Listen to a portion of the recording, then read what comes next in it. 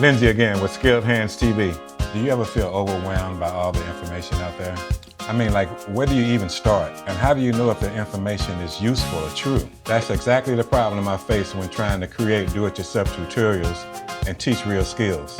You've probably heard about ChatGPT. It's an AI that can answer questions and generate ideas. But for me, it's more than just a tool to get answers. Sometimes ChatGPT's first answer isn't quite right, so I have to pause and think about it and then give it a question that more fits my mission and my audience. I use it to unlock potential, to help me build skills that changes lives, including my own.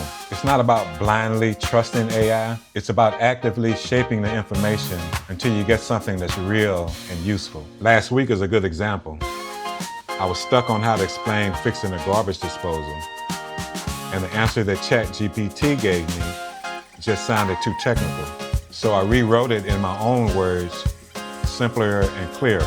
I use ChatGPT to plan lessons, to brainstorm video ideas, and even draft scripts. But the teaching is 100% human, because my goal is to pass on practical skills that might otherwise be lost. By learning these skills, you're helping ensure that practical knowledge is passed on, just like I aim to do with Skilled Hands TV.